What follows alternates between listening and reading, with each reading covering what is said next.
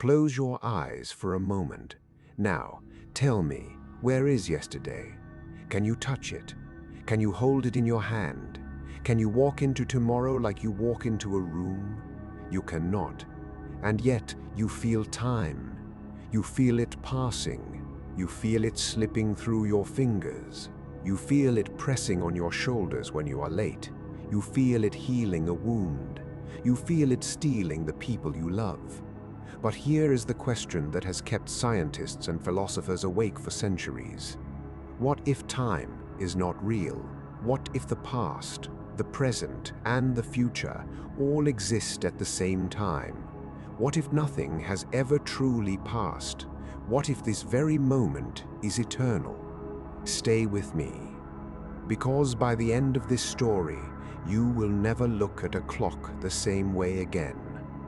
Welcome, my friends, to Awakening Avenue. Today, I want to tell you a story. Not a story about kings or wars, not a story about money or power. This is a story about you, about the strange, invisible river you have been swimming in since the day you were born. We call it time. Think about how you experience time. You wake up, the sun rises. You drink your coffee, you go to work.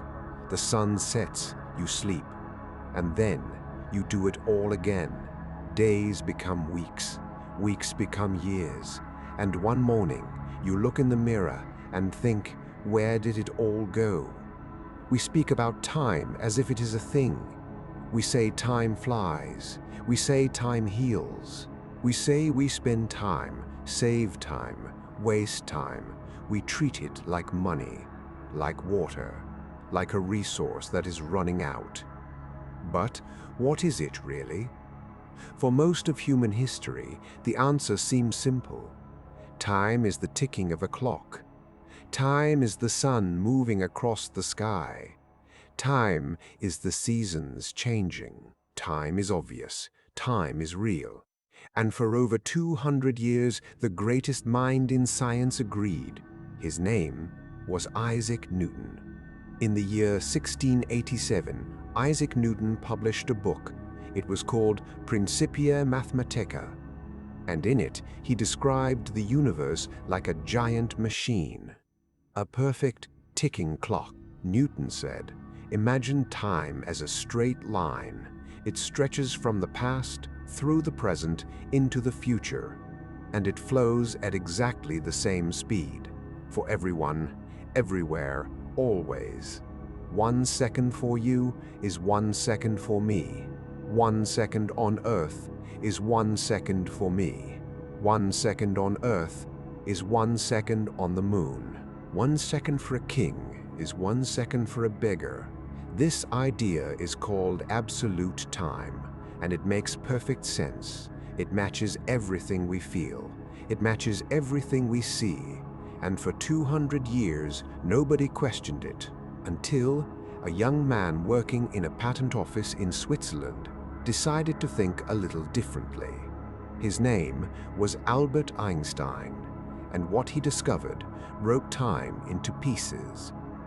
When Einstein was just 16 years old, he asked himself a strange question, a child's question, a question no serious scientist would ask. He thought, what would it look like if I could run as fast as a beam of light? Would the light freeze beside me? Would I see it standing still? It sounds silly, but this one question led to the most revolutionary idea in the history of science. In 1905, Einstein published his theory of special relativity, and here is what it said. Time is not the same for everyone. Let me explain this with a story. Imagine two friends, Anna and Ben. Anna stays on Earth. Ben gets on a spaceship, and this spaceship travels very, very fast, almost as fast as light. Ben flies through space for what he feels is 1 year. He eats his meals, he sleeps, he reads books. 1 year passes for him. But when Ben returns to Earth, he steps out of his ship, and Anna is there to greet him. But Anna is no longer young. Anna is old. For Ben, 1 year passed. For Anna, 50 years passed. This is not science fiction. This is not a movie. This is physics. This has been measured. This has been proven. Scientists have put atomic clocks on airplanes. And when the planes landed, the clocks were different. The clock that flew was younger than the clock that stayed. Time slowed down for the moving clock. This is called time dilation, and it means that Newton was wrong. Time is not absolute. Time is not a straight line that flows the same for everyone. Time is flexible. Time bends. Time stretches. And Einstein was not finished. 10 years later, in 1915, he went even further. He said, gravity also bends time. If you stand at the top of a tall building, time moves slightly faster for you than for someone standing on the ground. The closer you are to a massive object, the slower time moves. This means your feet are aging slightly slower than your head. I know, it sounds impossible, but it is true. And your GPS satellite knows it.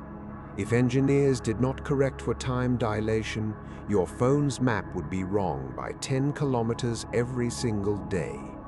So, time is not what we thought, but Einstein's story leads us to something even stranger, something that will make you question everything. Here is where the story gets truly strange. If time is flexible, if it bends and stretches, then what is the now? What is the present moment? Think about it. My now is not your now if you're moving at a different speed. An astronaut on the International Space Station does not share the same present moment as you do. Their now is slightly different from your now. So, if there is no universal now, then what does that mean? Many physicists believe it means this. The past, the present, and the future all exist at the same time. This is called the block universe theory. Imagine the entire history of the universe as a giant block of ice. Every moment that has ever happened, and every moment that will ever happen, is frozen inside that block. The dinosaurs, the building of the pyramids, your birth, this very moment, your death, the death of the sun. All of it exists right now, forever. We do not move through time. We simply experience it one slice at a time, like a person reading a book. The whole book already exists. Every page is already written. But the reader only sees one page at a time. You are not moving through time. You are reading time. And this idea terrifies people, because if the future already exists, do we have free will? If every moment is already there, does anything we do actually matter? But before you feel lost, let me tell you something beautiful. Because the ancient world knew this secret long before Einstein. 2,500 years ago, in a small kingdom in what is now Nepal, a man sat under a tree. His name was Siddhartha Gautama, but the world knows him as the Buddha.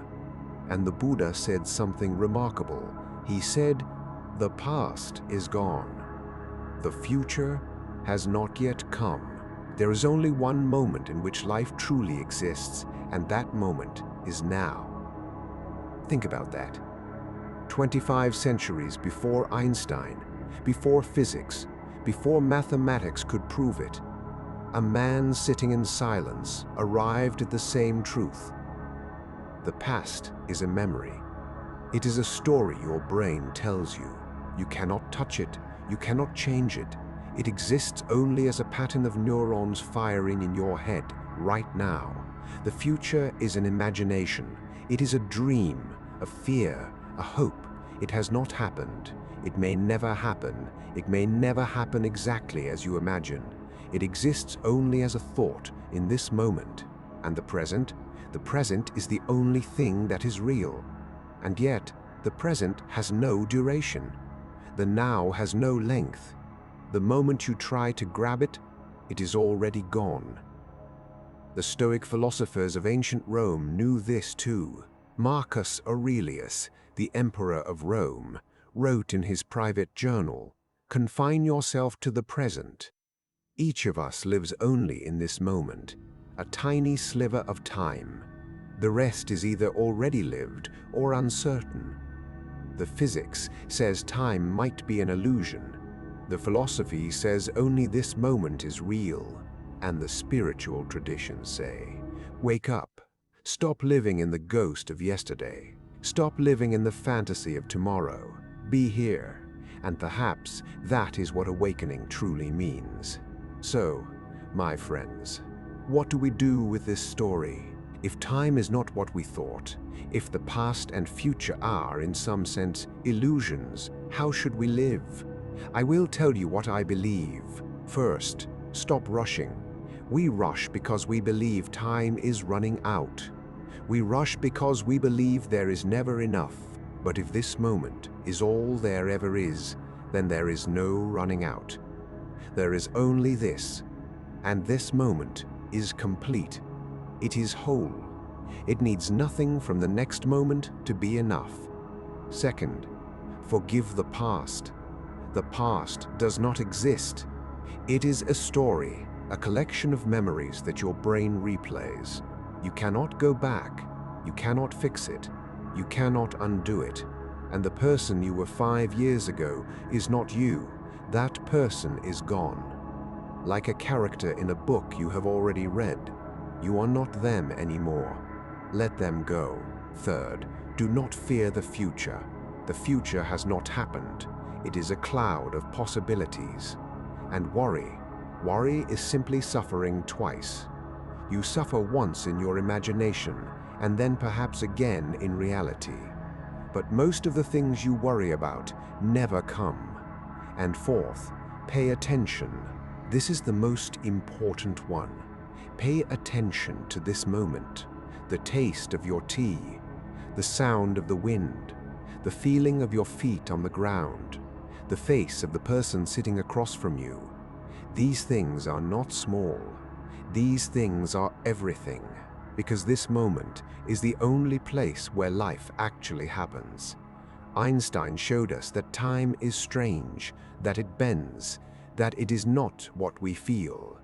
But perhaps the deeper truth, the truth that the Buddha and the Stoics and the poets have always whispered, is this: time is not something you have. Time is something you are. You are not a person moving through time. You are time, experiencing itself. One breath at a time, one heartbeat at a time, one heartbeat at a time, one now at a time. And that, my friends, is the most beautiful story I know. Thank you for walking this path with me today. Thank you for lending me your time, or perhaps for sharing this moment with me. If this story made you think, if it made you pause, if it made you look at the clock on your wall just a little differently, then I am grateful. If you are new here, this is Awakening Avenue. Every week, I share stories like this. Stories about history, about science, about the human mind, about the ancient wisdom that still whispers to us across the centuries. And every story is also a chance to practice your English, to listen, to learn, to grow. So if this resonated with you, subscribe, join us, walk this avenue with me. And in the comments below, tell me, does the idea of the block universe comfort you or terrify you?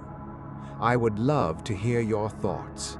Until next time, my friends, be here, be now, and remember, you are not running out of time. You are time, and that is enough.